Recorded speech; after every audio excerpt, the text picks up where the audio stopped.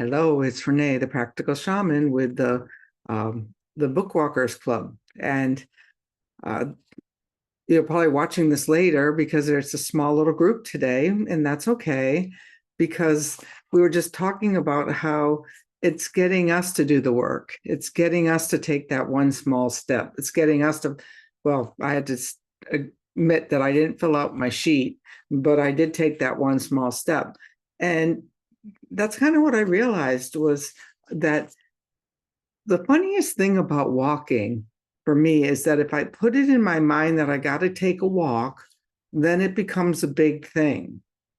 Crazy because I love it when I get out there. But yesterday, just pushing myself to take that first step because I was recording a video out there for calling in and sending home the winds, which you can see over at YouTube if you're interested in wind calling. And but then when I got out there, there was this, oh, here I am. Here I am centered in all of that noise. And the noise kept kind of trying to creep back in, like, kids and people out there. And the desert was busy yesterday at 5 o'clock. But the the things the winds reminded me of is that we need to learn to become centered in the noise, because life is noise, life is wind, life is the moving sounds of things. And I think there's a Buddhist quote, like when the guy says to his Buddhist teacher, oh, there's too much noise on the street, I can't meditate. And then the Buddha, and don't quote me on this because it's not accurate, says, well, stop going out and disturbing everyone. Stay in your center. And I find that by the time that I was walking back down the hill last night, everything had changed. The quality of the air had changed. The quality of the evening had changed. And it's just such a profound moment. In Insight 4, which is called Take One Step at a Time, there's it begins with a Mary Oliver quote.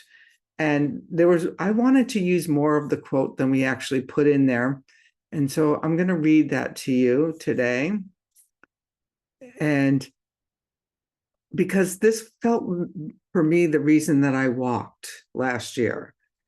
And I don't know if any of you have ever written a book and paid for the quotes, but 2 lines was expensive enough.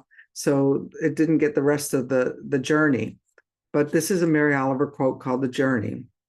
One day you finally knew what you had to do and began. Though the voices around you kept shouting their bad advice, through the whole house began to tremble, and you felt the old tug at your ankles. Mend my life, each voice cried, but you didn't stop.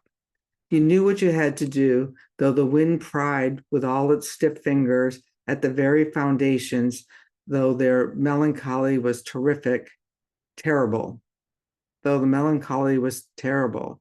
And it was already late enough and a wild night, and the road full of fallen branches and stones. But little by little, as you left their voices behind, stars began to burn through the sheets of clouds, and there was a new voice, which you slowly recognized as your own, that kept you company as you strode deeper and deeper into the world, determined to do the only thing you could do, determined to save the only life you could save.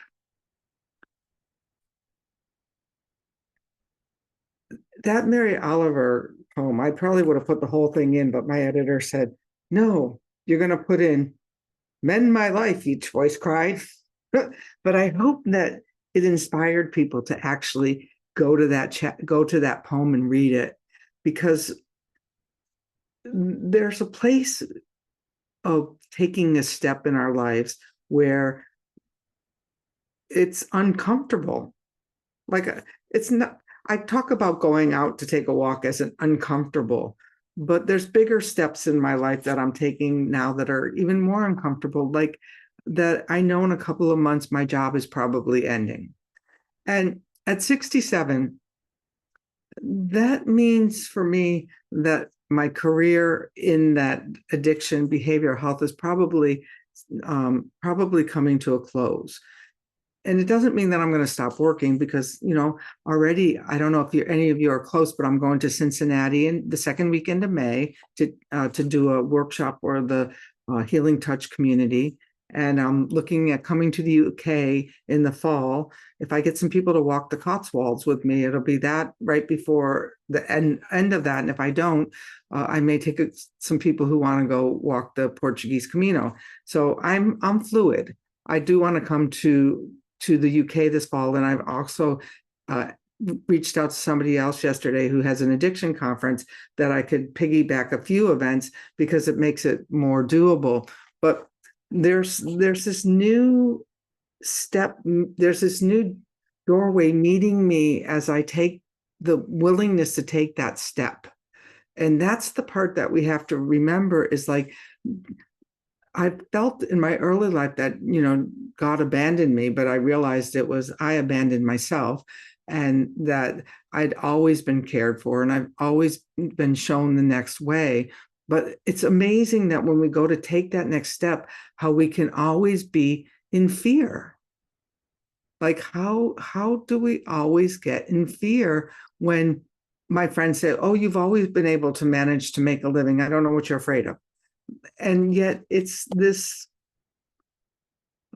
I think for me, it's bringing up something really personal about like that in the past, it always felt like I had done something wrong, that a job ended, or that there wasn't enough people in my classes, or whatever it was, this old story. But sometimes we have to take a step out of our old story and say, yeah, that's the old story. That's not the new story.